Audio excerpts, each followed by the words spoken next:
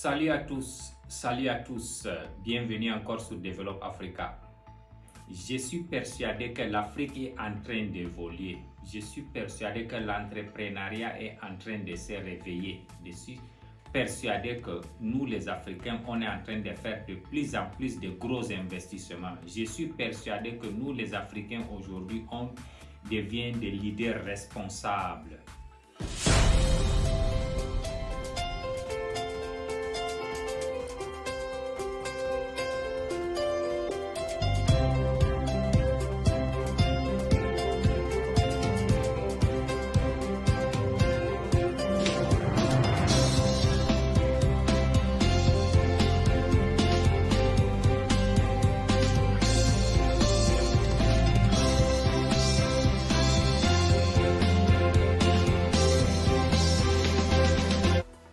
Bienvenue encore sur Develop Africa, une très belle journée ce matin.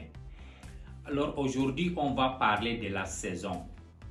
Vous savez, dans la vie, il y a deux saisons. Il y a la saison sèche et la saison de pluie. Il n'y a que ces deux saisons-là qui marquent la différence de la vie en elles. Ça veut dire que quand il y a les pluies, les gens ont l'habilité d'aller planter leurs produits et pendant la saison sèche, vous récoltez. Ça veut dire qu'il y a une saison de l'abondance et il y a une saison aussi de la famine, la saison du manque qui est la sécheresse. Maintenant, quand on essaye de voir cette saison d'abondance et la saison de la famine, là, ça veut dire que ça va dans le même style de vie, que ce soit de l'être humain, de l'économie d'un pays. Il y a un certain niveau, à un certain temps dans la vie, l'être humain, tu dois avoir la prospérité. Ça veut dire tout ce que tu touches, ça marche. Ça veut dire que tu es la prospérité. Toutes les choses marchent à merveille pour toi. Ça va la même chose pour l'économie d'un pays. Nous tous, nous savons qu'il y a des moments où l'économie d'un pays fait le boom. L'économie de l'Afrique, le monde entier en elle-même. Il y a des moments aussi. Les économies de ce continent-là, ça tombe. On a connu les années 80, on a connu les années, c'est 2019-2020 avec la Covid.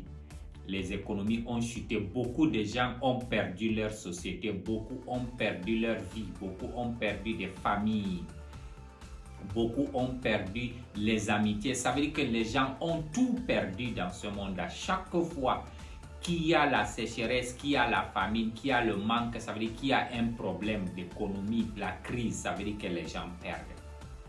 Mais maintenant, si on se rend compte de ces choses-là, même nos religions ont parlé, que ce soit dans l'islam, que ce soit dans le christianisme, le bouddhisme que le hindouisme, il y a toujours deux saisons. Il y a la saison de l'abondance, il y a la saison de la famine. Nous tous, nous connaissons l'histoire du pharaon. Alors, comment va arriver alors l'être humain de comprendre que le moment qu'il y a abondance, il faut de bonnes préparations pour résister à l'avenir quand il y a des problèmes? C'est ça ma question. Beaucoup d'entre nous, les êtres humains, le moment qu'il y a l'abondance, la joie, on oublie. L'exemple, elle est là. On a été surpris par la COVID-19. Beaucoup des êtres humains, des pays, de continents même qui sont surpris par COVID-19, le gouvernement, l'économie, tout a chamboulé complètement. C'est parce qu'on n'avait pas les prévisions à long terme de la vie.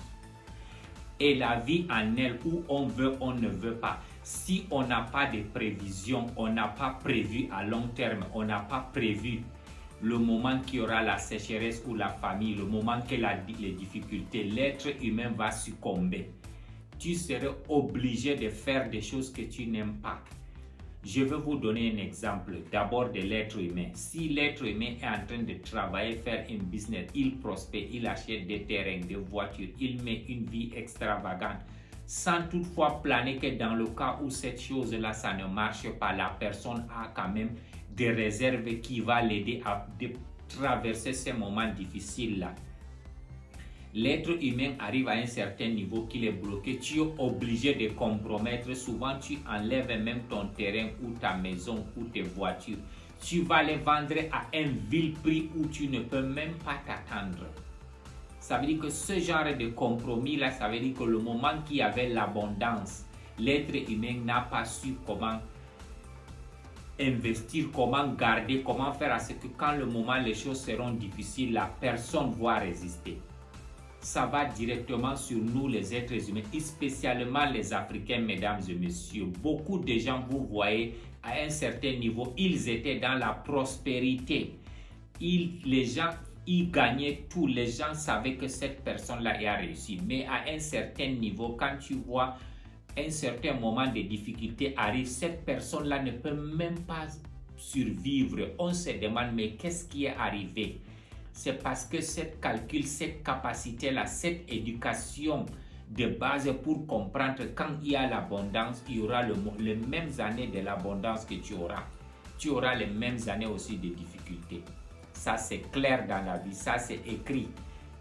Ça, c'est dans toutes les religions. Si tu as eu 10 ans d'abondance dans ta vie de joie, prépare-toi pendant les 10 ans quand une autre 10 ans qui va arriver, qui va faire à ce que les difficultés arrivent, tu as les moyens de les surmonter.